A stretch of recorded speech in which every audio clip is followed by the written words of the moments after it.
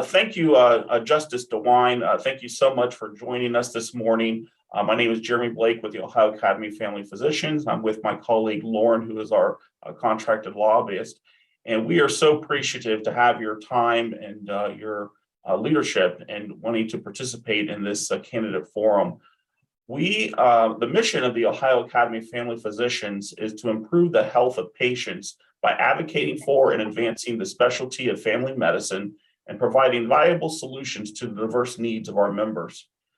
We want to ensure that all of our members receive valuable membership through meaningful engagement experiences and OAFP's unwavering commitment to cultivating professional satisfaction. And this Supreme Court Candidate Forum is a part of that strategic goal and mission. And so once again, we thank you so much for participating, Justice DeWine, and I'll be happy to give you some time to reflect on your background and provide any introductory remarks that you might want to share with us.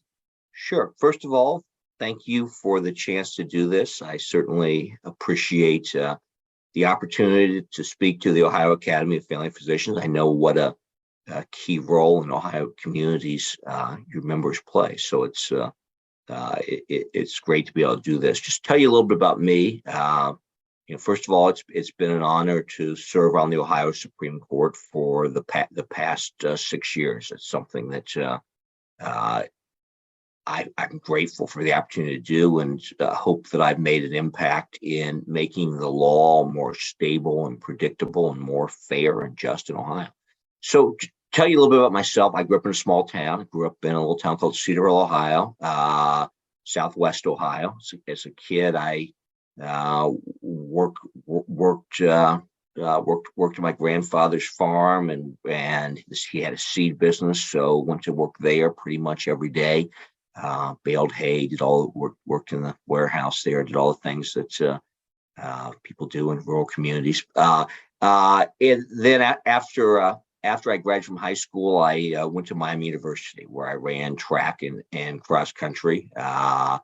Was majored in diplomacy and foreign affairs and history, and worked hard and went on to law school. After law school, I had a chance to clerk for a judge on the United States Court of Appeals for the Sixth Circuit. So I spent a year with Judge Nelson in Cincinnati, who's a great judge. And I think that kind of, watching him work left me with the sense that if I ever had an opportunity, I'd love to be a judge someday. But from there, I went to work at a law firm, KMK in Cincinnati, did a variety of appellate litigation, constitutional litigation, commercial litigation, but also got involved in the community. And so when I was in my 20s, just starting out, there was a widespread perception that there were problems with local government in Cincinnati, and ended up forming a group. It was really founded by myself and two friends. And our idea was to make this a group that would reach across party lines to try to solve some problems. So we started a group called Build Cincinnati. One of my friends was very active in the Democratic Party. I was active in the Republican Party. Another was active in the NAACP. And so we ended up putting a charter amendment on the ballot that changed the way Cincinnati elected its mayor, and rewrote the city charter to try to create more accountability. And so that really got me involved in government. So I ended up, after that, being asked to run for city council. So ran for city council, served on city council in Cincinnati for 5 years, and then was elected to county commissioner. So I have kind of a unique perspective for a judge, because I understand how the other branches of the government work, and have a sense of the challenges facing our cities, our urban areas. But while I was commissioner, and while I was city council, I maintained an active law practice. And ultimately, I decided that, really what I liked and was best at was the legal side. So I had a chance to run for judge. I served as a common pleas court judge in Hamilton County for 4 years. Unlike many appellate judges, I know how things actually work in the trial, in the courtroom. I've presided over jury trials, sentenced people, presided over death penalty cases, all those difficult things that judges do, trial judges do. Then after that, I was elected to the Court of Appeals. So I served on the Court of Appeals in Hamilton County. And finally, for the past 6 years, I've served on the Ohio Supreme Court. So I've served all three levels of Ohio's judiciary. In addition to that, I've taught. For the last 9 years, I've taught at University of Cincinnati Law School. And for a time, I haven't been able to do it now, just with the constraints of being a Supreme Court justice. But when I was a appellate judge, I also taught undergrad students at UC. So that's kind of a little bit of my background. No, I appreciate hearing that, Justice DeWine. Thank you so much. With that, all that being said, from your experience in local government and the farm and your other roles, what is your judicial philosophy? Well, I believe that the role of a judge is pretty simple, at least an appellate judge. It's to take whatever's in front of us, whether it's a constitution, whether it's a statute or it's a contract, and apply that document as it's written. We shouldn't be activists. We shouldn't be legislating from the bench. We shouldn't be imposing our own personal, philosophical, or political views. Our job is to apply the laws as written. It's kind of like an umpire. We don't create the rules of the game. We don't change the rules, but we call balls and strikes within the rules of the existing system.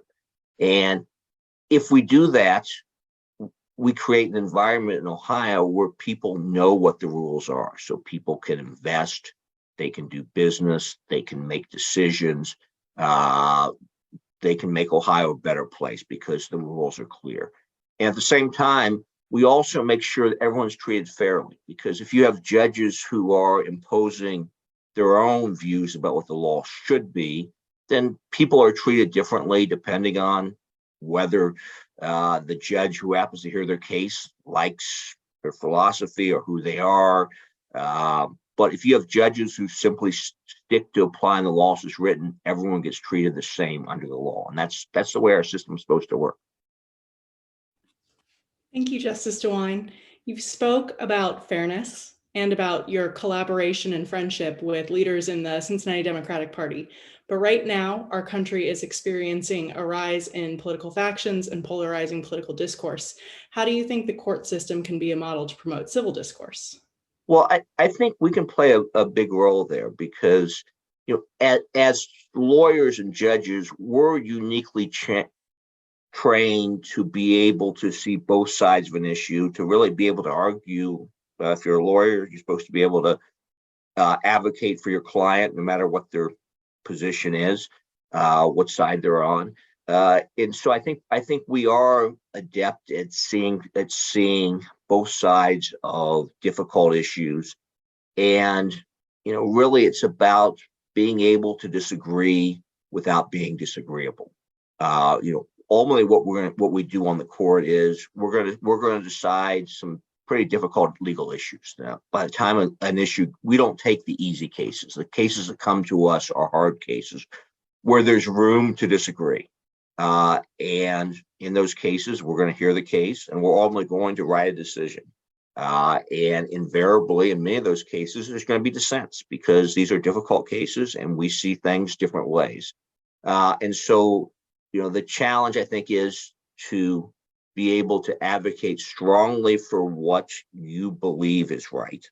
And not to shy away from that, not to compromise for the sake of compromising, but to advocate strongly for the position that you believe where the law is, but to do so in a way that's not personally attacking the person you disagree with, that's based on the merits of the issue. It doesn't involve name calling or some of the stuff we see too often today, I think, on social media and even in regular media, but that has reasoned arguments for your side. And I think if we can do that, one, it helps the law to develop because having that give and take is important to future litigants, attorneys, jurists. but it also, I think it does help model how, we should be able to have a civic discourse in the society. Thank you, Justice. What would you consider to be your most difficult case, and how did you handle it? Well, for me, I actually think the most difficult cases I had were when I was a trial judge. As on the Supreme Court, we're deciding general legal issues, and some of those can be very difficult. But ultimately, what you do is you do the research, you read as much as you can, you analyze the plain language of what's in front of you, and you make a decision based on what you think the plain language and the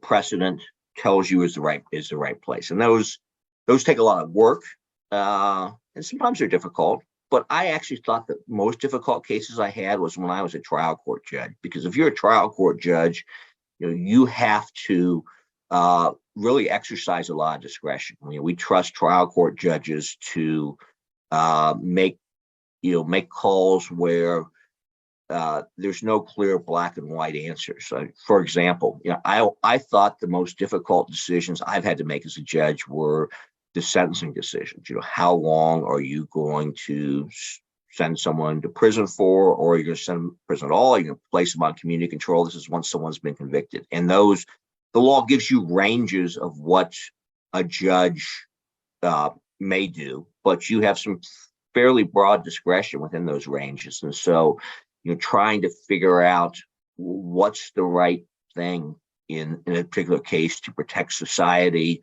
to help this individual get rehabilitated. Those are the kind of decisions that keep you up at night. For example, I had one case I can recall that involved someone who maybe it was his second drunk driving offense, maybe it was his third.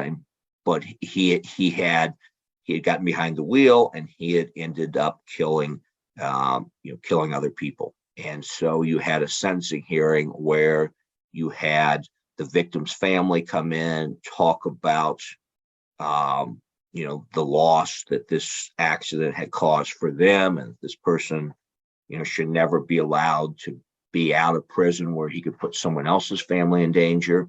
And then you had his own family who talked about, that this was a person who, made a horrible mistake, but he wasn't, he didn't set out that night trying to kill someone. It wasn't, it was something that, other people have done and not had the same kind of consequences that happened to him that night. And so, where do you draw the line? How do you, what is the right sentence? So I think those kind of decisions are really difficult. So, I have a lot of respect for people who sit as trial court judges, because they're the ones that have to, have the cases right in front of them, make those difficult judgment calls. And frankly, I think as the Supreme Court, we have to give some deference to the decisions they make in those difficult cases, because they're the ones right there. They're the ones on the front line. They're the ones hearing the evidence, hearing from the victims, hearing from the defendants. Building on the last question with respect to your professional experiences, can you describe one instance in which you faced an ethical dilemma and how you resolved it? Yeah, sure. I think, as judges, the dilemma that we often face, and I can think of a number of cases for me, is that, we may not like the law at all that we have to apply. I've had cases like where I thought that the law itself was really stupid, that the legislature never should have enacted this, and really it was unfair to apply that law. And so, the dilemma is, okay, so what do you do in that situation? And I think the answer is, if you're a judge, you have to apply the law. Whether we have to understand that we have a system that's based on a separation of powers. And in this system, the legislature makes the law, and judges have to apply it. So as a judge, I think you have to be willing to make the difficult decision or to apply the law, even when you profoundly think that it is wrong. And so I think that's probably the biggest challenge that judges face. But I think it's one that, within our system, the answer is pretty clear what you have to do. Whether you like the law or not, you're bound to apply it. Thank you very much, Justice. In politics, we vote once a year on candidates, but when we volunteer in the community, we get to vote every single day on the kind of community that we want to live in. Do you believe that volunteering and community service is a necessary commitment for persons holding public office? And what types of volunteering and community service have you been involved in? Sure. I certainly think it's important for all of us, whether you're an elected official or whether you're whatever you do. And I think you have to think, okay, what is it that I can do that I can make a difference? So before I became a judge, I was involved in lots of community activities. I was on a number of boards. I was involved with a group that provided educational opportunities for inner city kids. I was involved in community housing group. I was on the United Way board. I was a mentor at schools. When I became a judge, I got off all those boards because I didn't want to do something if there was a case come that I would have a conflict and wouldn't be able to hear it, or someone could question where I was. So I generally got off those. So my focus since I've become a judge has been on legal and civic education. So, for me, probably the biggest community service thing I do is the teaching. Teaching a law school class is a lot of work. I spend generally 3 hours a week when I teach the class in class, but it's really the preparation for that class. And in my case, the papers that really take the time. So what I do is I'm a pretty good writer, and I want to help students become better writers, because if a big part of being a judge is being a lawyer is being able to communicate yourself orally. So I actually, in our class, we have several papers that I give them. They're actually briefs that you would write to the Ohio Supreme Court. But I go through there and give line by line feedback to each one of my students on a draft of their paper, and then have them redo it based on the feedback. So I spend a lot of time in that class, with those students and with their papers. But I also do other kinds of civic education as well. So I think last year we spoke to 60 plus Rotary clubs, or I spoke to 60 plus Rotary clubs across the state about what the role of the judiciary is. Because, what I found is that, judges, most people don't know a lot about judges, and they particularly don't know about Ohio Supreme Court justices. What's the Ohio Supreme Court do? They have a pretty good sense of the U.S. Supreme Court, but the Ohio Supreme Court is like, they may know there is one, but most people don't know a lot about it. So I try to give them kind of a behind the scenes look at how the Ohio Supreme Court works. Like, take them through case kind of from it starting in the lower court through it being argued in the Ohio Supreme Court to how we decide it. And I've got a really good response from people when I do that. And so I think that kind of civic education is at least for me what I can do that's I think helpful to the community. Well, that's very insightful, and thank you so much, Justice DeWine.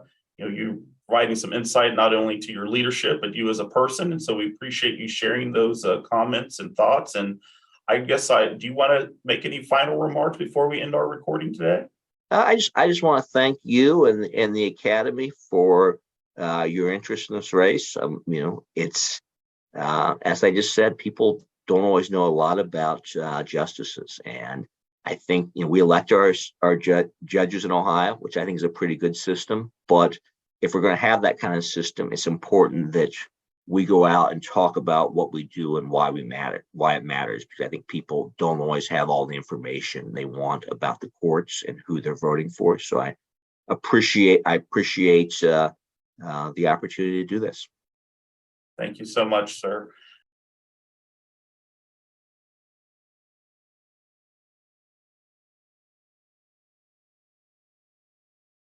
Well, hi, Judge Zayas. I just want to thank you very much for giving us your time today and participating in our Supreme Court candidate forum. Thank you so much for taking time out of your busy schedule, and we do appreciate you participating.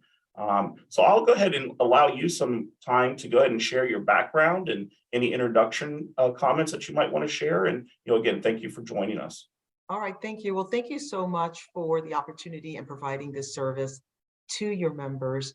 So I'm Judge Marilyn Zayas. So we figured out to tell people Zay, us. And I will tell you that it's just the biggest honor to be considered a candidate for the Ohio Supreme Court. Growing up in New York City, in those neighborhoods that you just don't want to be caught outside once it gets dark, because I grew up in a working class neighborhood that was devastated by drugs and by crime with the heroin epidemic of the 70s. I just never dreamt this big. My dream was to find my way to college and find my way out of my situation. So Ohio is actually my adopted hometown. I came here 34 years ago to work with Procter & Gamble as an IT manager. And I left that career because I had this need, this passion of wanting to be in the law field and wanting to be an attorney and being one of those people that stand next to folks in what's oftentimes their most difficult time. So I was an attorney for 20 years. In that capacity, I represented all kinds of folks, everything from millionaires to folks that could not afford an attorney, families, and even refugees and asylees. I decided to run for the Court of Appeals 6 years ago. And I'm going to tell you, I came out of nowhere. Like I knew nothing about politics. What I didn't know is the impact that judges have on people's lives and how important the rule of law and following process and procedure is. And part of that comes from, my technology background as well. And so I came in this because of the passion of wanting to be one of those judges that understood what their role was and the impact that they were having on people's lives. It wasn't expected for me to win for many, many different reasons. And I was even told, I remember when I was running, I was told, like, don't go to these certain parts of your constituency because, you're not going to be well received. And I remember thinking like, well, they're my constituency. Why wouldn't I go meet them? Because I have a real passion for transparency and access. So 2016, I was elected against the incumbent who had been appointed. 2 years later, I had to run again. And I'm really proud that, my judicial reputation in those 2 years of service really carried me. And I actually won by over 20 points in 2018. So now I'm running for the Supreme Court. What got me into this race was my concern of outside influences, the integrity of the Supreme Court, and knowing that this should be the most apolitical or the apolitical branch of our government. I'm also concerned of the decrease of confidence in the public for our court system, and particularly for the Supreme Court. Well, thank you for sharing all those experiences and your background. And how do you think all of that shapes your judicial philosophy? Well, my judicial philosophy is I am just so committed to applying the law equally to all. When people come to court, what they really want is a fair chance. That's what everybody wants, is a fair chance. And my judicial philosophy of applying the law equally to all with, no outside influences is rooted in my childhood of being that little Latina girl growing up in this neighborhood that was, devastated by drugs and by crime, growing up in a household that if people were to say my family was dysfunctional, I would say, oh, that would be an elevation to what I was experiencing. and you know, and all I wanted was a fair chance. So how do you give people a fair chance? Is by simply applying the law, being really committed to do that equally, and not allowing any outside influences to infiltrate into any part of a case. Judge Zayas, when you were talking about your background, you mentioned that the judiciary should be an apolitical branch. But Yes. right now, the country is experiencing polarizing political factions and an increased partisanship. Yes. How can the court system be a model to promote civil discourse? Well, the court system has to be committed from the top down. When I say from the top down, you know, the Supreme Court is the highest court, and it sits over all the courts. So from the top down, meaning the Supreme Court, the Court of Appeals, the trial courts, all the way down to making sure that that politics has no place in the court. And so, the way to do that is, first, all judges need to be the model of integrity and of independence. And part of that is recusal. You know, when a case comes in front of a judge, if there's an actual conflict of interest or even an appearance of bias, that judge should recuse from the case and allow someone else to be able to make that determination and to preside over that case. The other thing is also how we write our decisions. So at the Court of Appeals and at the Supreme Court, we're reviewing cases that were already decided. And at the Court of Appeals, there's 3 judges. At the Supreme Court, it's 7 justices. So there's always 3 judges in my court making a decision. So even if I disagree with my peers, it's very important that decisions are written so that we articulate why we disagree, we articulate why we believe under the law that our decision is well-rooted, but we should not be attacking our peers. That is really, really important because, again, it's about the integrity, it's about the independence. It's also about, it's also about being transparent and being accessible and being accountable. So the other thing that I think is very important for judges is to be visible in the community. Like I was saying earlier, whenever I run, and also when I'm not running, I'm very much interested in meeting people where they are, learning from them and understanding what it is that they're going through. Because for me, I see myself as I'm here to represent and to honor everybody that is my constituency, regardless of whether they voted for me or not. That's not the determining factor. It's what the job entails and the honor, the commitment that the job should be completely surrounded by all the time, not just when one is, campaigning. When you look back on the experiences that you've had and the cases that you've worked on, what would you consider your most difficult case and how did you handle it? Well, generally, I think some of the more difficult cases are because criminal cases are represented by the prosecutor's office, by the state. So sometimes there are cases that it's like that you wonder, like, why didn't the prosecutor use their discretion, and why did they go forward on this case? So, for example, one case that I think about, I call it the clown clan case. And it was a young man in high school who had heard that this clown clan, and I don't know if you remember these clown clans that were like showing up. So he heard that the clown clan was coming to his high school, and he used social media to challenge them and basically saying, if you come to my high school, I'm going to beat you up.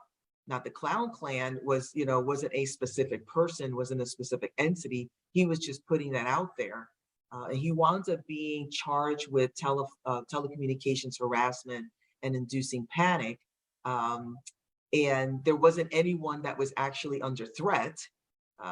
And that was reviewed by my court, and we actually reversed it. I believe it was unanimous that we reversed that conviction. Because this was just a young man reacting to rumors and putting things out on social media. And so, oftentimes when those cases come up, they ultimately aren't really rooted in the law and providing, and being able to establish the requirements, what we call the elements of the charge. And so there are sometimes opportunities for there to be reversal, but those are sometimes the difficult, because, you know, in these criminal cases, it's people's liberty interest that's at stake. You know, for this young man, he was looking at having 2 very serious charges on his record. And if he was college bound, that could have had very, very dire impact on his future. Following up on that last question about your professional experience, can you describe one instance in which you faced an ethical dilemma and how you resolved it? The instance that comes to mind was when I was an attorney. I had a client or potential client walk in my door, and he was in immigration proceedings with the court, and he was seeking protection from the United States.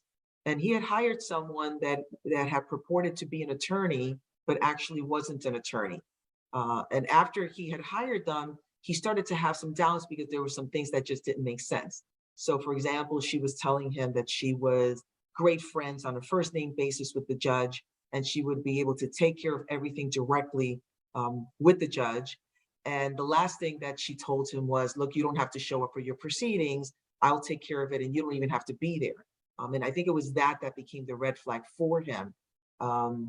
It was sort of an interesting situation because sometimes it's hard to have folks sort of pay attention to these situations. I actually wrote letters to every agency that had a investigatory authority over these kinds of situations, knowing that that I was going to be investigated, knowing that the judge was going to be investigated, in addition to the person that was in the practice of law on, that was in the unauthorized practice of law, that individual was also going to be investigated, in addition to my client. He was going to be investigated.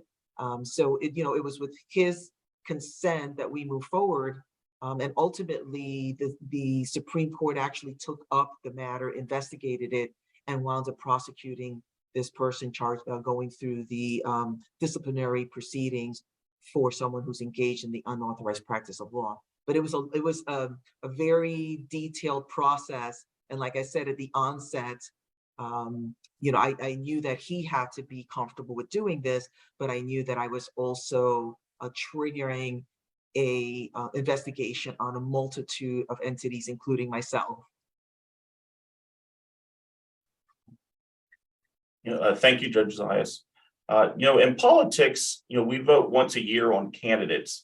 But when we volunteer in the community, we get to vote every single day on the kind of community that we want to live in. Do you believe that volunteering and community service is a necessary commitment for persons holding public office? And what types of volunteering and community service have you been involved in? Volunteering is, I believe, an essential part of being a public servant. So prior to being a judge, I was very, very involved in volunteering, but I'll focus, and in boards, and but I'll focus my attention to, since I have been a judge. Judges should be serving both on the bench and off the bench.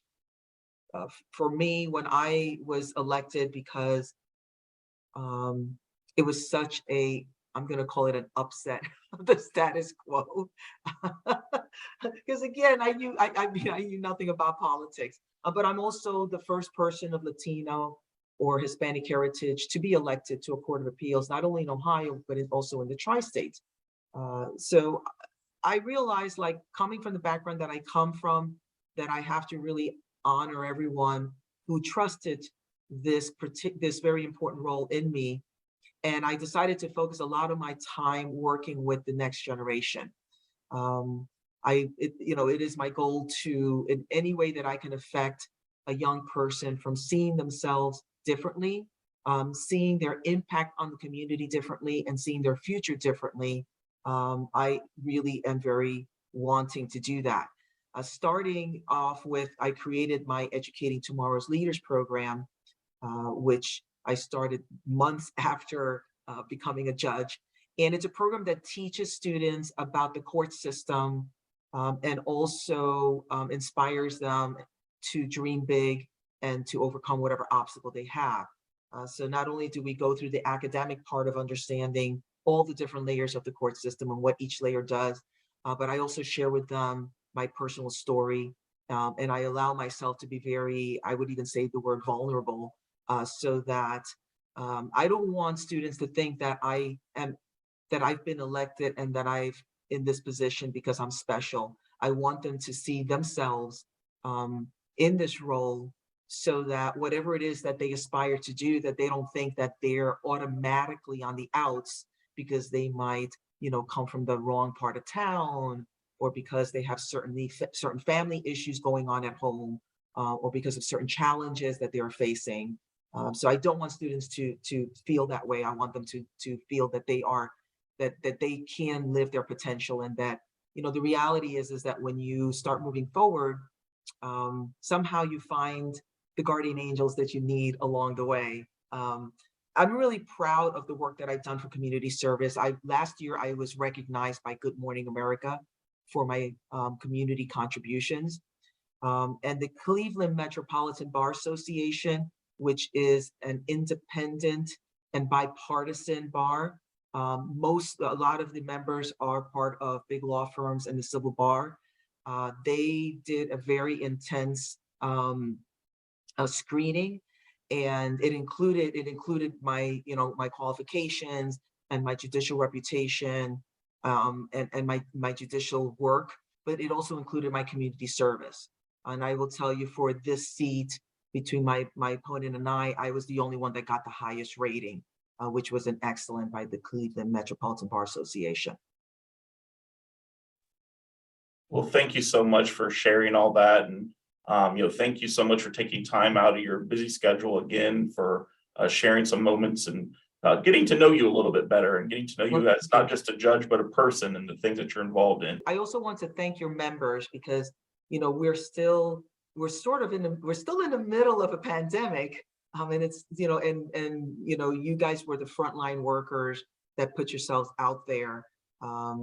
And your families, I know what it's like to be a family member of a frontline worker. My brother was a career police officer until he was actually hit by a drunk driver, and I know what it's like for family members when you always worry when your loved one is leaving the door, what's going to happen. And during the pandemic, that was a very real and a very common issue for both your members and for their families. So I really want to respect and honor all of your members for what they're doing, and what they, and their service during this very difficult time for us all. Thank you so much, Judge. We appreciate that.